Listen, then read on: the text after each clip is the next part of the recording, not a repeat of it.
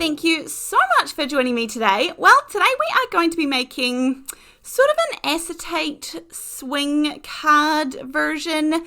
This card I'm going to be making with two different elements here. These are what inspired me. It's a very put together card. This is the Blossom Serenity by Mintay and then the Botanical Buzz by 49er Market.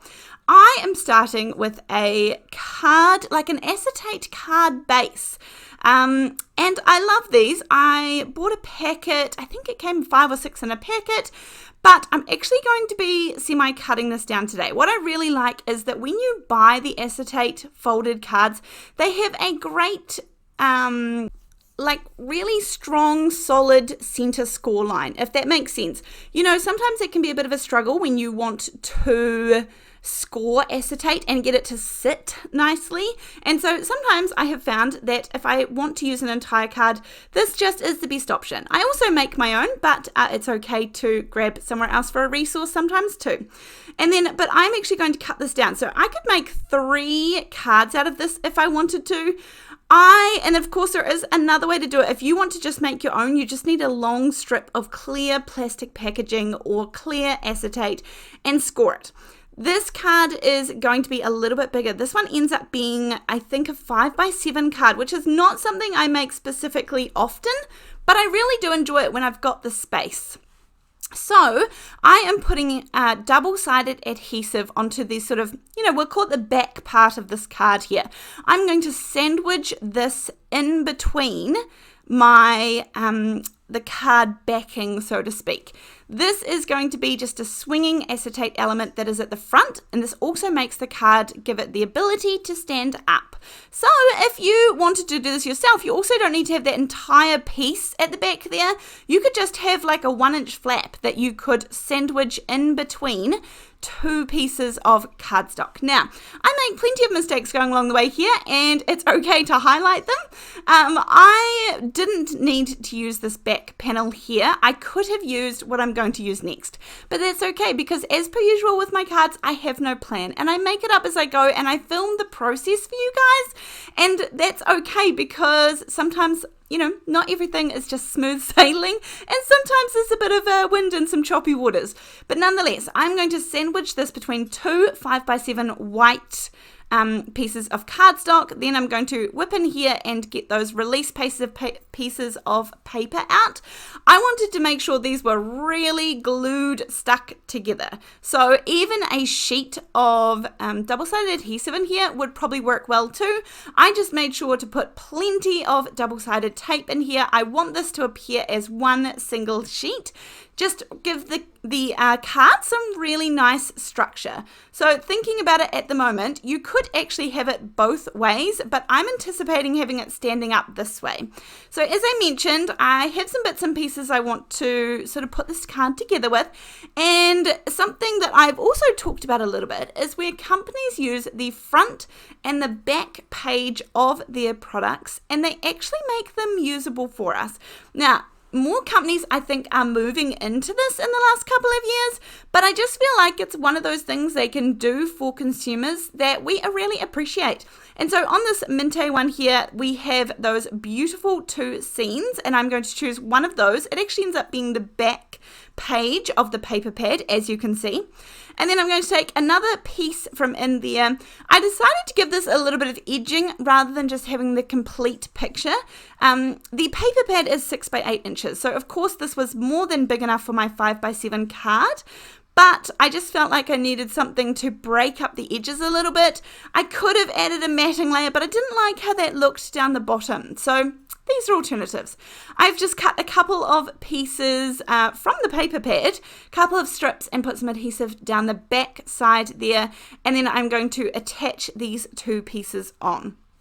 Then I will take this entire piece. So now that this has got the edges on and I've cut it down, this is going to be 5x7. So as I said earlier, I probably could have skipped the first step of white cardstock I put down. But honestly, this doesn't matter. It's just how life goes, and it gives the card plenty of good structure, and that's what I want for the recipient. So it's absolutely okay that I've already got that white bit down.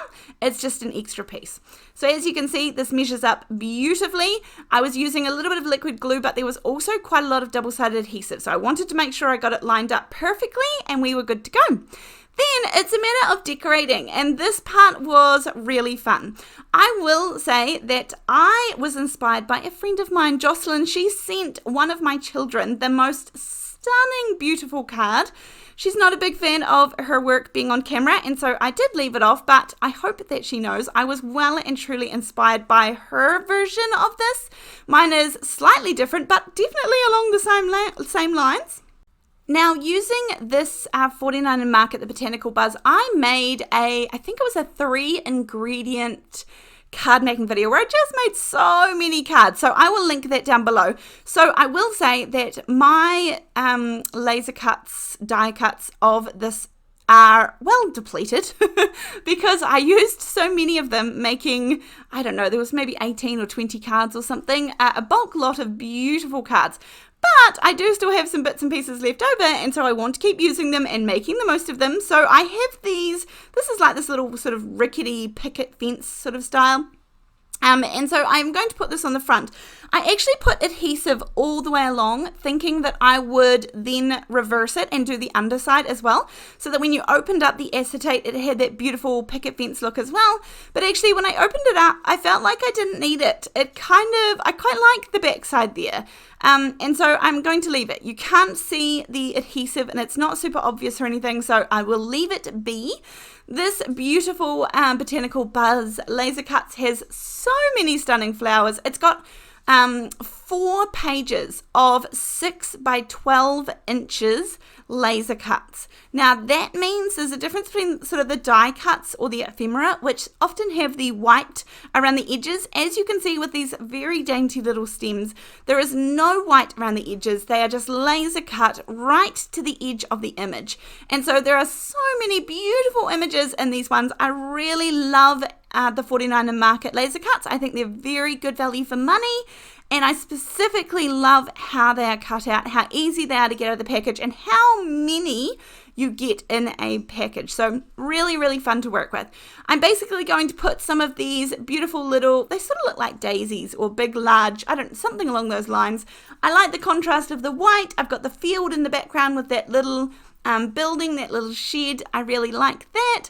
And then I'm putting a wee cluster of flowers centered more to the left. And then I'll pop a couple of little white flowers, just even the flower heads. And I've got a wee fork and a wee spade, I guess, that I'm going to pop to the side. I've also got some bees. I mean, this set is beautiful from 49 and Market. I can't say enough. I really like these. I've worked with laser cuts a lot, honestly. I've tried a few different companies with them, and by all means, there are some really good ones out there. But I keep coming back to these ones because they're just such good value, so easy to work with, and I really like their collections, which obviously means they've got beautiful designers working for them. So nonetheless, this is the beginning of it. Now, you could obviously go ahead and have a sentiment. You could not have a sentiment. You could have something attached. You could stamp directly on it. Lots and lots of options. I am going to stamp directly on this. I did add a couple of little bees around the place. I've got the Happy from Trinity stamps set and also the birthday. I recently purchased the birthday after having, the Happy after having the birthday stamp set for a good couple of years probably. And it's one of my most used sets purely because I think happy birthday cards are what I make most of throughout my card making, and I just need some variation. I feel like, you've always got the perfect spot sorted, or it needs to go in a certain place, and these larger sets that just have an unbelievable amount of options seem to have it covered. So I did invest in the Happy recently, and I'm happy with that purchase. Then, as for writing on the card, now sometimes there are cards that you can send that you just don't need a space to write. For this card, for the person I'm giving it to, I did want to write a little something. So I have cut a rectangle out of the Decal Edge I think it's Honey Bee Designs that have that die set. And then just a little black matting layer that I will pop it on. And then this is going on the back of the card. So albeit it won't be sort of closed and hidden, it's just another place to write. And since I had them left over, I'd already popped them out. I'm going to pop a little flower on the edge there, and I think this just finishes it off nicely. This card stands out by itself. It's got lots of great structure. It's a little bit different. I love the acetate swing part to it, and it's just something really fun to create. So I hope that you give this one a go.